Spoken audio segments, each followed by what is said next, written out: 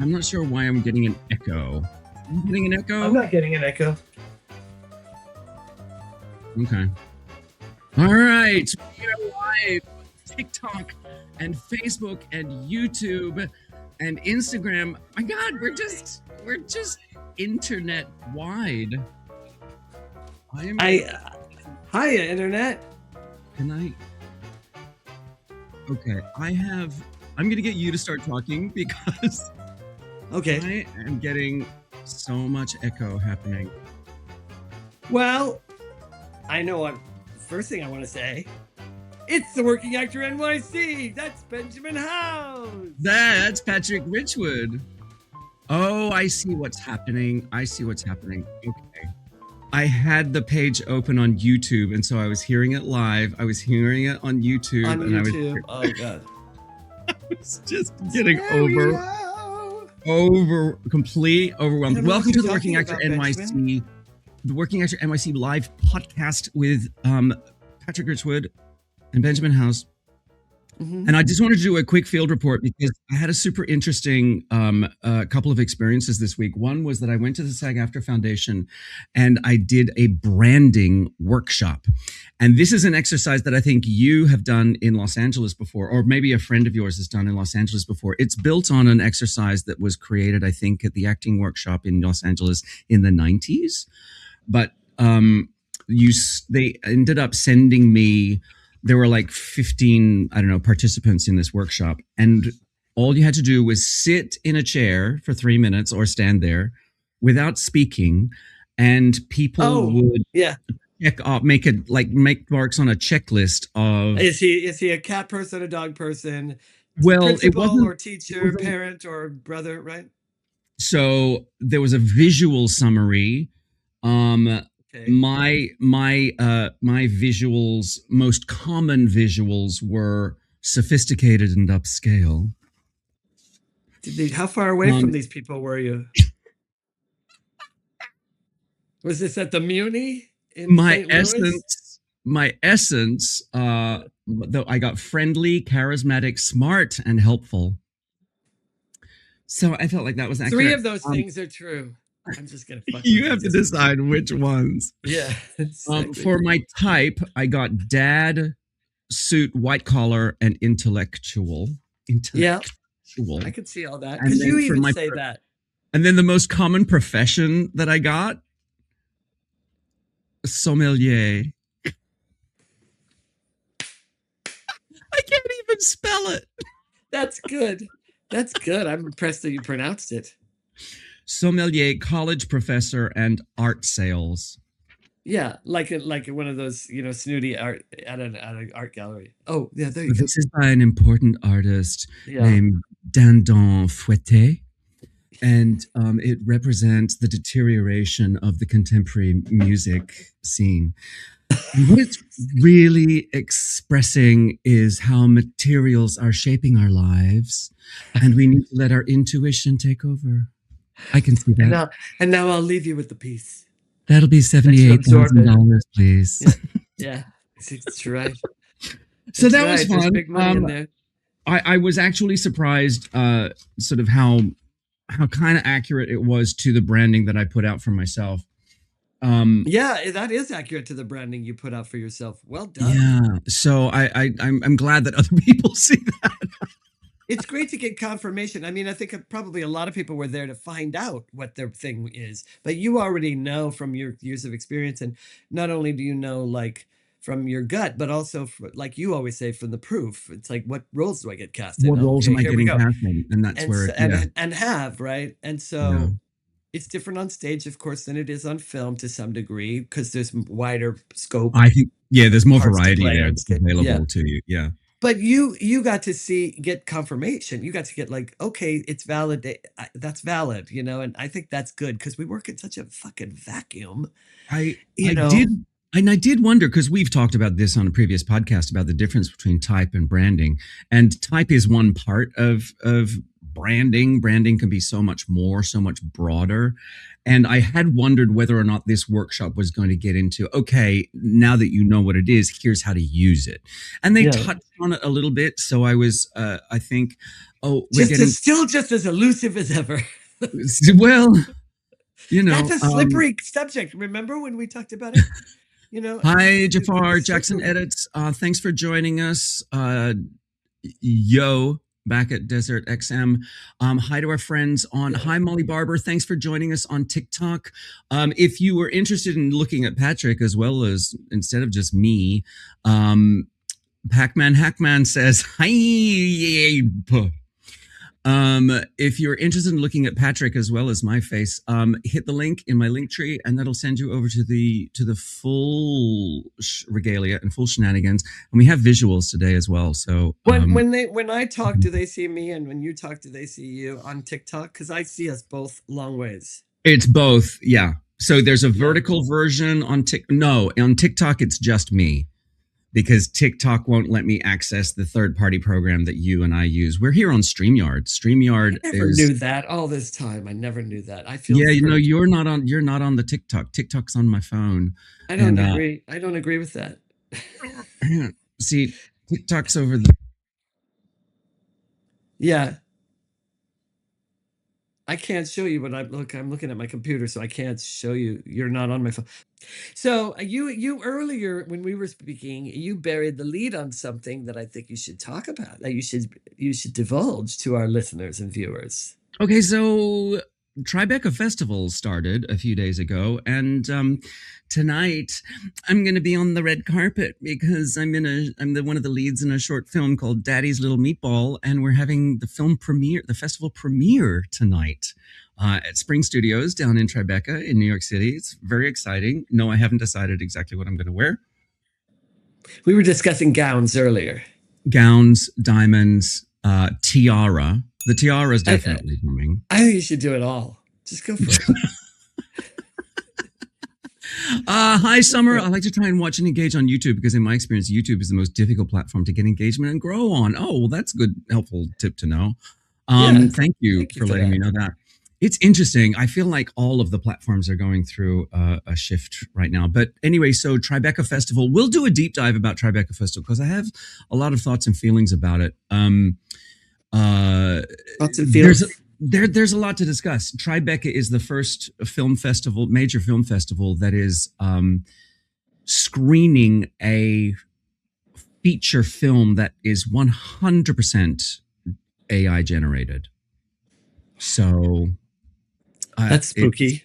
There's the New York Times interviewed Tilly Norwood. So it's the AI actor. Do you know about her, Tilly Norwood? She's a completely AI. I've heard about Tilly Norwood, and I prefer to use the pronoun it for that. Fair.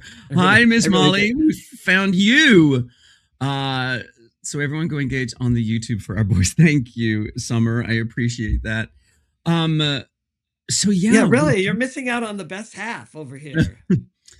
Come on. You are. You're TikTok. You're not looking at the good version. Sorry to say it, but if you hit the link tree and hit that first button, Laura's here. Hey, funny TikTok. Mom, thanks for joining us. But Laura is here. So everyone to get yes, Dawson for her.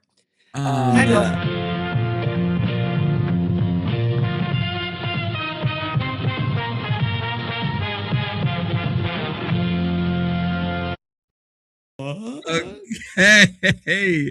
So this is very exciting because I just want to give you a little window into the process behind the creation of the podcast. We inevitably, as part of some conversation, one of us will say, oh, that might make a good topic for the podcast. And I think what we had decided on was, well, let me share this with you. Hey, doll. I'm processing through our potential topic for this weekend's podcast, which is going to be live at 1 p.m. on Saturday. And it wasn't sounding fun to me, because what we came up with was How do you process through the ups and downs? And it was sounding a bit, we're going to talk about resilience. We're going to talk about life strategies. Okay, so that is a video that I sent to Patrick, and his response was, I think you should make a video just saying the word resilience. Today we're discussing resilience. Resilience. Resilience. Resilience. Resilience, get over here, will you? Get out of here. Resilience. Oh, it's so wrong. And then in reply, I got resilience. R S E S S S S I L S I A N S S S S S S S S C E S. Resilience. I got an A on that. That's really so, This that's is what really we so go through. wrong. It is a miracle that we actually get any work done. I was thinking, Oh when my God. when I purposely don't, when I try to not have my lisp, I sound 40 times gayer than I already do. And so I was like, let me lean into it. It's Pride Month. What's the gayest word I can think of? So I came up with, well, resilience. And I also thought of hideous. That's a good one. And Do straight people say sassafras. Sassafras? But do straight people even say the word hideous? No, it's only a gay word. It's only a gay word, right? Or from the 1940s movies, and then Oh my and then God, it's it's only women hideous. saying it.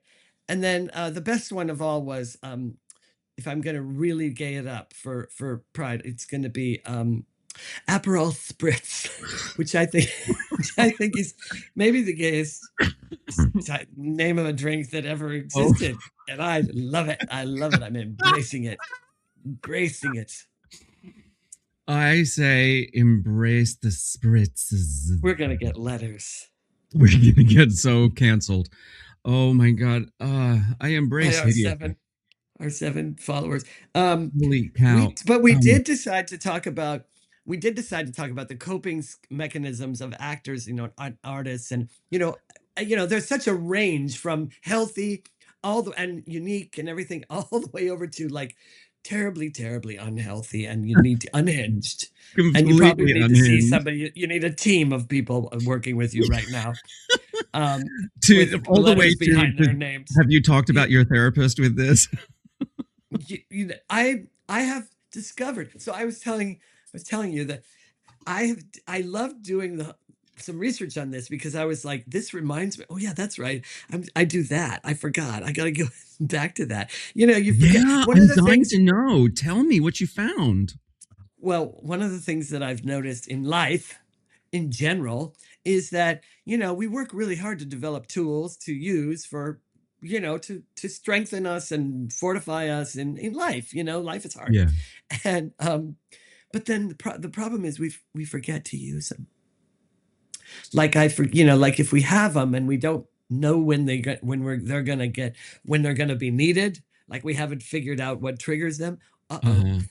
Right. So I was looking at these things. So I was looking at, okay, well, what do I do? What do I do as an actor for stress?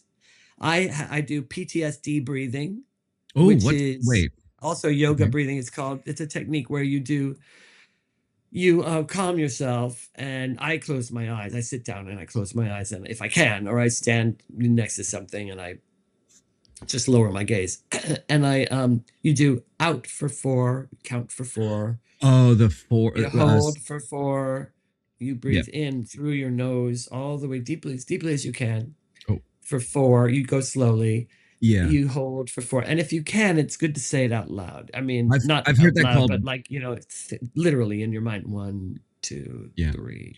4, I've heard that called and box breathing as well because of the 4, cycle. box breathing. Oh, Yeah. it's great. I mean, it'll calm you and bring you into the present. And it kind of, because you're counting and you're breathing and everything, and you're concentrating on that, it sort of does a reset. It's really good. It hits the vagus nerve, I believe, is the point of box breathing, is that the vagus nerve. There's the Las Vegas nerve. There's the gayest Vegas city. nerve. There's the gayest city in America, Las Vegas. Oh my God, the vagus nerve. That's interesting. I wonder what's like. Yeah, the vagus nerve. I gotta be me. I gotta be me. Come on back, folks. It's like, is it that? Try the fish.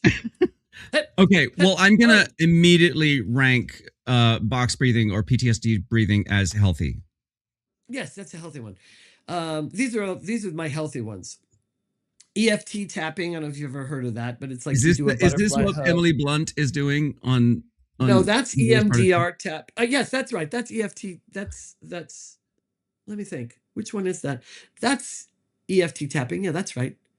Yes, you do here, and then you do top of your head, and then you do, your eye and your thing, and there's a whole. You can do a narrative that goes with it, and where you think of the thing, you rate the thing that's like, oh my God, I'm so anxious, I feel like my heart's going to leap out of my chest. Okay, and then you start with a whole. You start with the karate chop thing, and you do here, and then you do here, and then here, and the whole time you're saying it, you're doing. It's just, you can use either hand. It's just, you don't have to. It's just very light. Right here, I mean, and then you do. You say, oh, this stress really, I really feel like my heart's going to pop out of it. I really feel like it a lot. You say it, you reiterate it, and then you do it again, and you say it like. People should look it up because I'm going to say it wrong. I was going to say, like, this comes with a medical warning, but definitely look it up. Yeah, but you can't harm yourself, actually. It Sure. doesn't work that way Sure. at all. It really doesn't work that way. It'll either reset you or it won't do anything, but it will Or do do something shit. because it really works. It really, really works. No kidding. It really is great. But Yeah. Google it and look for a narrative about it, because look for somebody demonstrating it. Because when you do a narrative with it ends up it ends up going from like 100 being the worst down quickly. And Right. I've watched myself de-escalate from things that I thought I was going to explode Right. in a matter of minutes because I had somebody talking me through it. Right. Interesting. I love that one. Yeah. All right. And then That's EMDR also tapping. healthy. And that's the one that a lot of people do that. And then the EMDR tapping is the one where you do a butterfly hug and you alternate. This triggers the thing that both sides of your brain or something like that. It's all this stuff has lots of medical backing. Research behind it. Yeah. A lot of there's been an actually, article a lot of in medical institutions back it. It's just not, it's considered fringe to a lot of other medical institutes. It just depends on. Anyway, those are my stress ones. Excellent. You're doing great. If I'm between jobs with no work in sight, my 3 are be social. That's my first go-to. That will help me cope with the feeling of like, oh my God, I'm never going to work again. Right. Community. Get creative. Yeah. Oh, well, that would have been my number 1. My number 2 is get creative. It would be, number 1 would be social because it's easier. I mean, for me, if somebody says, hey, want to go to breakfast tomorrow? Yes. And then I'm great. I mean, I'm completely myself. I'm not like, oh, thank God I can pretend I'm not, overwhelmed by that or stressed out by something. I'm really not for the time that I'm with friends. And the third thing, which is in that same vein, is do be of service for someone else, which sounds very altruistic, but it's actually really works. The only thing about that one, the fastest way to get out of your own shit is to help somebody through theirs. Like, be of service to somebody, be helpful to some way. Oh my God, that saved my life last year. But that comes with a warning from me, which is it can also be a way to dissociate. you have to be careful about it. You have to be like, I'm doing this for, I'm really doing this for them.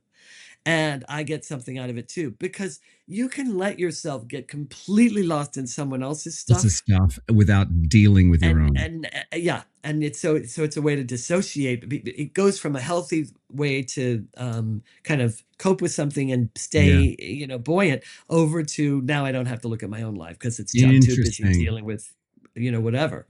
Yeah. Yeah. So I- that's got to be a healthy balance. Yeah, sure. that has to. Well, yeah. Somebody's yes.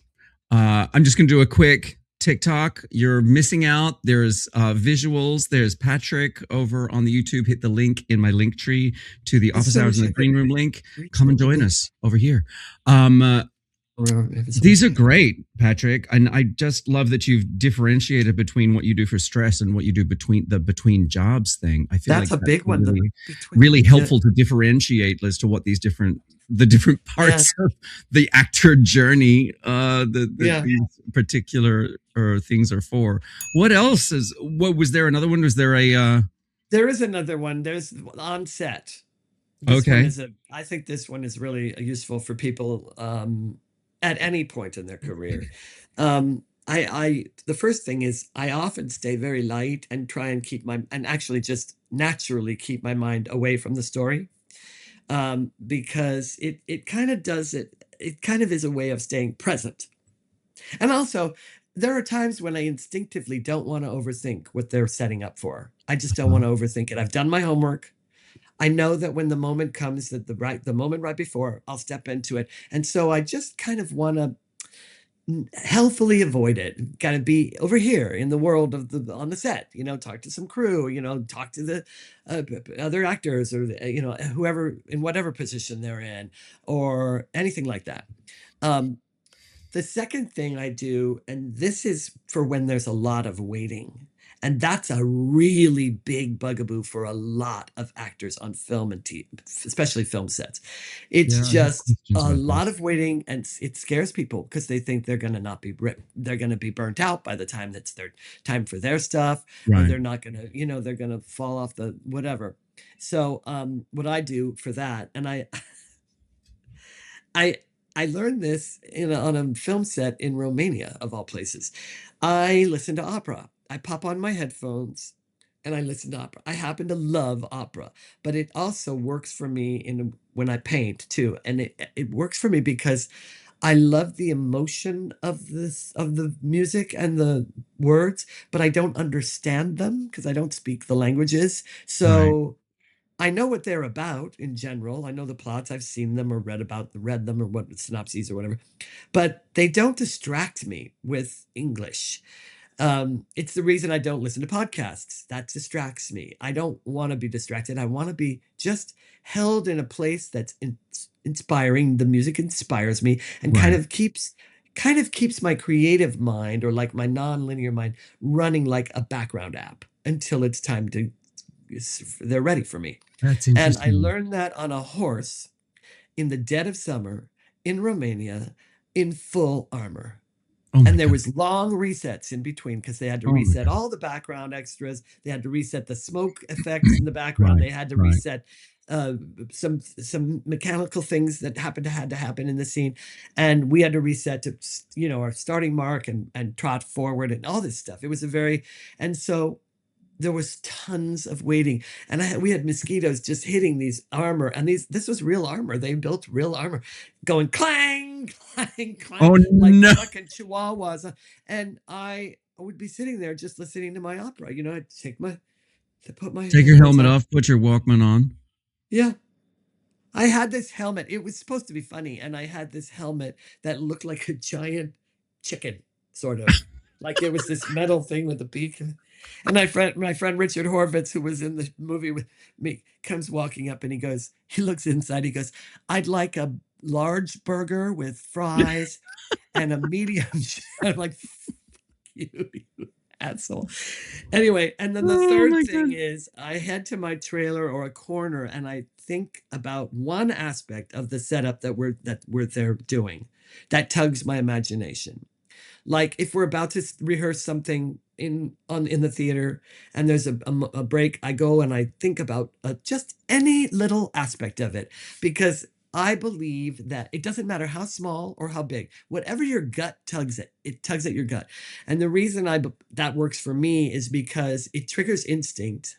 If you've done your work on the role and you've given it a good deal of thought and a good deal of your heart, in your discovery work, then you can really tap into it in any number of ways. And I kind of like to go with some place I've never gone. Like, why? I don't know. Like, why are we sitting inside today instead of outside on a beautiful summer day? I like to think like that because it kind of gets me into the subconscious of the author, and I find things I didn't realize that inform the whole just thing. Focusing on a detail that you hadn't necessarily, that doesn't particularly impact the preparation that you do for the scene. Not at all, except allows you to stay present with it in a way that you hadn't considered before. And also it takes me any access, any point of access will take me to the same place, which is the bandwidth of the story. Yeah. So it'll take me right to the bandwidth of the story while I wait while they're setting up, which is again, like, takes time.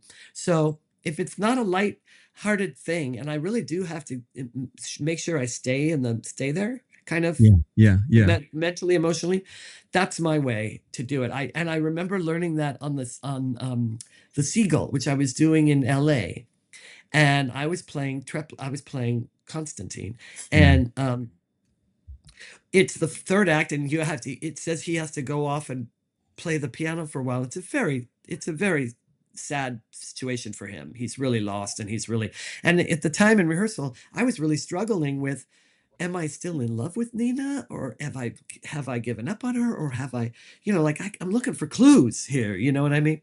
And I thought about, it says in the play, Constantine goes off and soon we hear a waltz playing on the piano. And for some reason, I can't remember, maybe somebody prompted this in me. Maybe it was Sabin, our director. I don't remember now, but I thought, why a waltz? Why a waltz? And then I looked it up, and it was like, the waltz was brand new in Russia. It was brand new, and it was considered very, almost erotic, because it was the first time men and women were actually holding on to each other in this intoxicating whirl. There wasn't a dance like there were there were fast dances, and, but they weren't romantic in nature. They weren't completely romantic, like dripping with romance, and also contact. Like, you're touching the small of her back, and she's holding the palm of your hand, or maybe she's touching but still, And I went, oh, I'm completely in love with Nina. I'm still holding a torch for her. Right. It's no accident that he wrote that. That's how it went for me. Anyway, shunk, in I went. Right. And it formed the whole rest of the play for me. Yeah. Just from some little thing like that. I didn't, my gut or something, Anyway. These are all very healthy and admirable coping strategies, my darling. Where's the juicy bits? Well, I couldn't think of any. I have. Well, you don't mark those down in your diary because you don't. I could tell one on myself. Here's the thing. I have a caveat, which is not for the on-set ones. I'm really, really pretty good about the on-set ones. Yeah. But for at home, like if I'm overwhelmed or I don't think it's stress that's my big trigger. It's usually overwhelm. And that'll usually come with like either preparing for something that I'm like, there's too many things to prepare, auditions to prepare for us, or I've got more than one job, which I love, but it also can cause me to get a little like overwhelmed. And definitely when I don't see work on the horizon, I start to get overwhelmed with all the other things in life. And here's what I'm telling on myself. I know these things work. Like, I know, for instance, if you're overwhelmed, the 5 minutes a day rule is fucking fantastic. You pick one thing that's overwhelming you, and you put it in the calendar. Every day, I'm going to do exactly 5 minutes, no more and no less. Right. And the key is when the alarm goes off, you stop that task. Right. And that mountain turns into nothing in a week. And I don't know how it works. It's magic, because It is 5-minute period, interesting. 7 Yeah. 5-minute periods should not be able to get your taxes done or whatever. But it's like, it does. It builds. My point is, I know that works. I have seen it work. It is gold every time. Do I do it? No, I wrestle with my own things that keep me from doing it. Yeah. I mean, I do it when I conquer that. But like, that's the thing about all this stuff. It's like, how do I get myself to do it? I mean, Yeah. It they're not like you're talking about, good therapies that are useful, and I feel as though I can land on the good therapies after I've burned through a couple of questionable ones. You know what I mean? Exactly. Exactly. It's like, I mean, well, I asked some of our listeners and viewers to share some of theirs.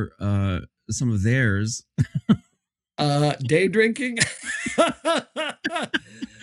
Dave McIntyre was sharing day drinking. Actually, I call a friend and we spend 10 to 15 playing the "It Could Have Gone Worse" game. By the end, we agree, at least you didn't soil yourself mid-audition, or at least, etc. That's a good one, David McIntyre. That's a fantastic one. I'm going to remember that. Could have gone worse. It could have gone worse. I actually kind of really like. Well, I think there's a lot to unpack here. I'm going to say day drinking, questionable value there. That's right. But I'm going to say Unless it's fairly a Sunday, common. of course. I mean, that goes without saying. Unless it's a Sunday. Yeah. I'm going to say it's not uncommon. I would say that when things have gone particularly bad, overindulging in something that isn't good for you is a common one. It's a common one. I will certainly admit to, God damn it, I deserve a bacon cheeseburger. You know what I mean? Like, I did all this work and it came to nothing. God, fuck it. I'm going to get a bacon cheeseburger. Do you know what I'm saying? And the magic word is Entenmann's. We have Entenmann's for 10,000, please. Yeah. But I know. But then next to hit onto, I call a friend. I mean, tapping into your community, tapping into your loved ones, tapping into that, knowing where that shoulder, that supportive shoulder and the is. knowledge that you're not alone. Like, there's another person right there that knows exactly what you're going through. And it's really then super helpful. Super helpful. I mean, and these are the strategies that you can get in ahead of time. You can prepare for these. But then I do love this "It Could Have Gone Worse" game. Like, yeah, we're gonna start playing that from now on. You and I are gonna playing that. It could have gone worse. At least you didn't soil yourself mid-audition. Yeah. I mean, I had a friend who used to say, "Well, I didn't soil himself." Oh no. Yeah, no, she'd say, "I didn't fart in their face." If it was an audition that she was like, she would be like, "Well, I didn't fart in their face," and I was always like, "Well, that's good. I guess, is that the bar?" Yeah. Or, The other thing that I really support and love about this strategy that Dave is talking about here is the time limit. 10 to 15 minutes of playing this game. I say, yes, time limits are your friend. And time limits are your friend. That's true. And they also preserve your friendship, because chances are only one of you is calling with the catastrophe. The other one just knows exactly what it's like. So, nobody wants to be a therapist for too long. It is smart to do a time limit. Very smart to do a time limit. And I pointed that out to Dave, and he replied with, "The time limit was one of the greatest gifts my father gave me. He told me I had 24 hours to mope about something wrong. Then put it away. Served me well as an actor and as a teacher. You'll notice there is no time limit on the day drinking."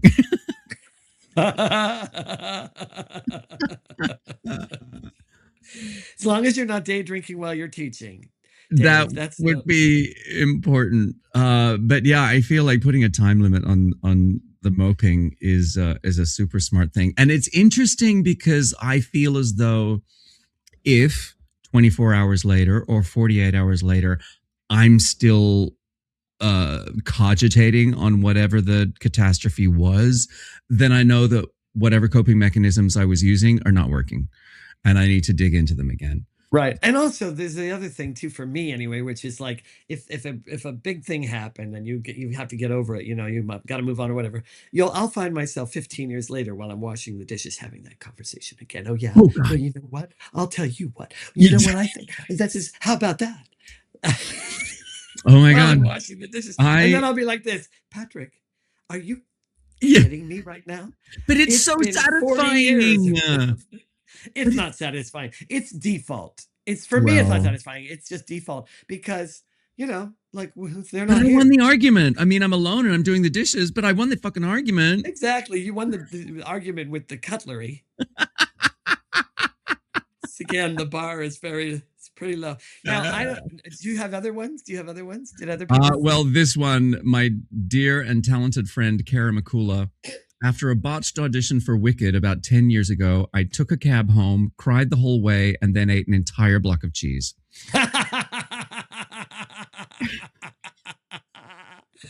I am going to rate taking a cab home healthy, 100% healthy, crying the whole way, also 100% healthy.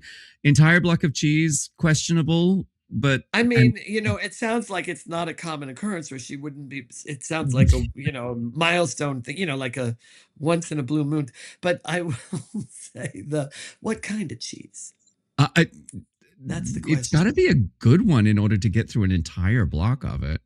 I was gonna say, give me a Stilton, or what's that one that's like the cheddar that's really old with like the crispy sort of parts. No, that's too much with the crunchy bits in it. Yeah, no, I know what you're saying. But like Trader Joe's unexpected cheddar would be top of the list for me. Look at Kara's like, you guys are missing the point, okay? We're like, stinky or sweet? What do you think? Spreadable or hard? I don't know. Let's try. Dried fruit or fresh fruit? Let's lay out a cheese board right now and put that to the test. Let's get this. Okay, on today's charcuterie platter tips. Yeah, we're going.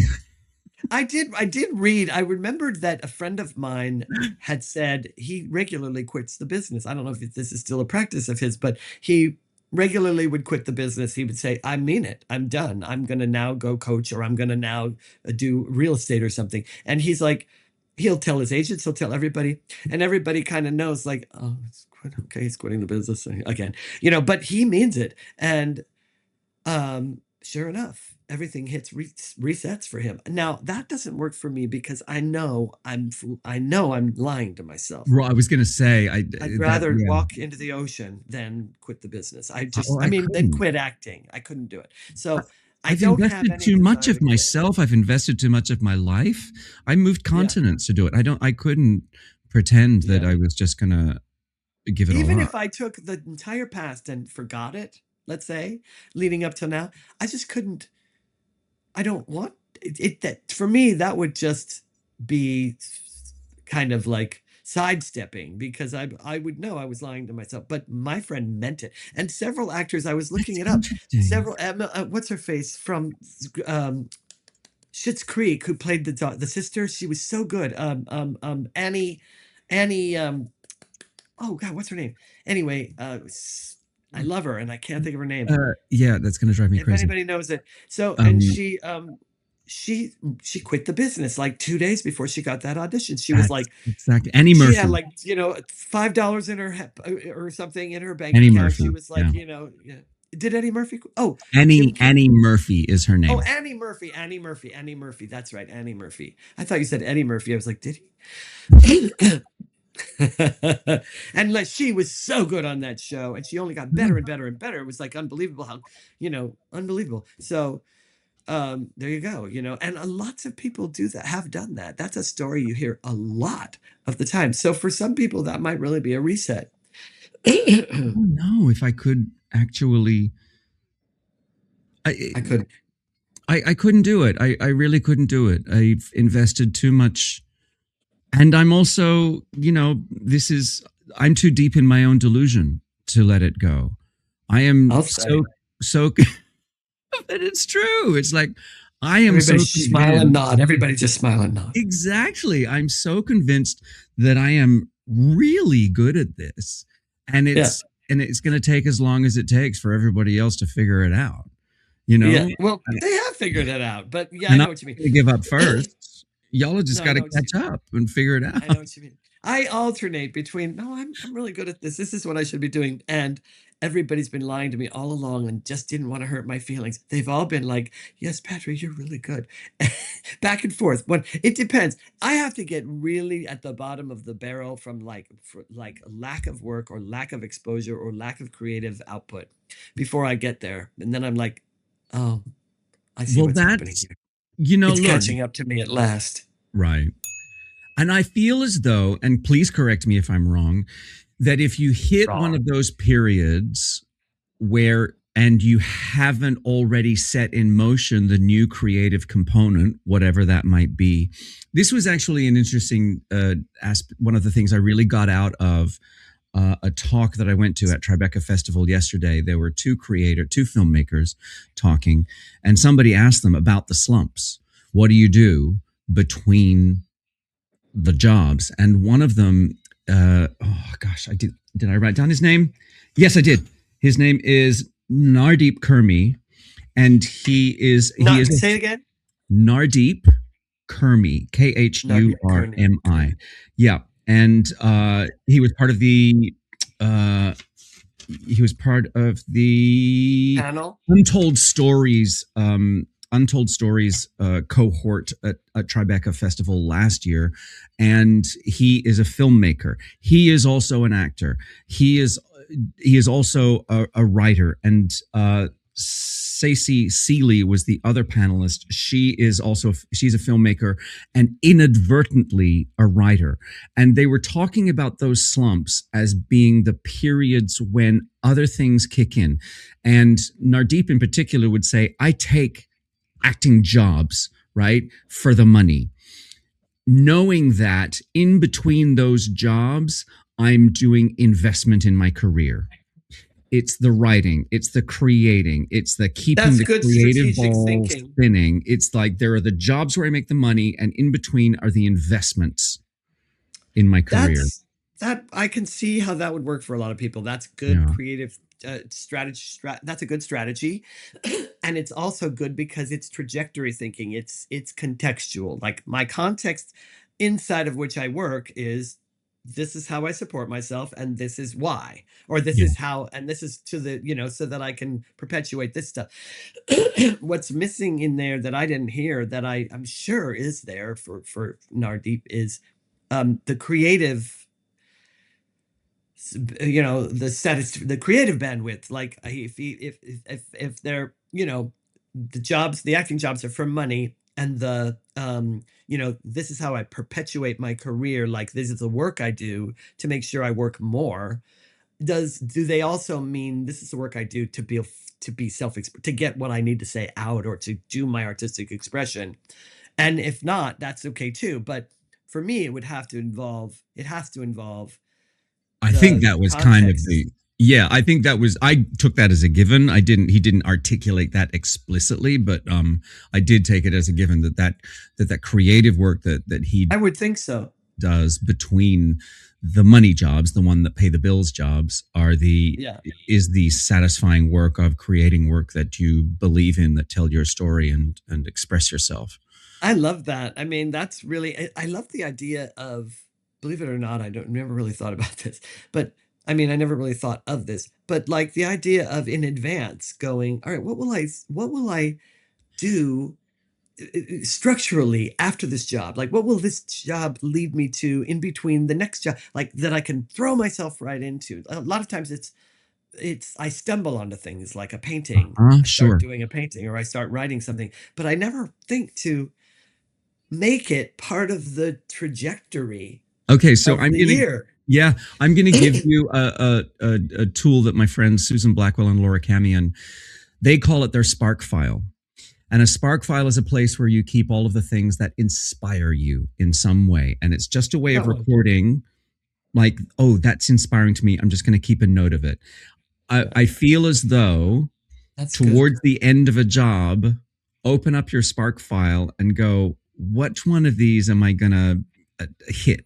the ground running with, you know, or when even before the job, like, or before the job is what over. can I live into during the job? You know, that's what I like about that Yeah. concept. Is like, Yeah. why not think of it before, like, make it part of the, like I said, part of the track of the roller coaster. It doesn't end when the job ends. It's just now it's taking a turn. I really like that. I have a Spark file. The only problem is I forgot where I put it.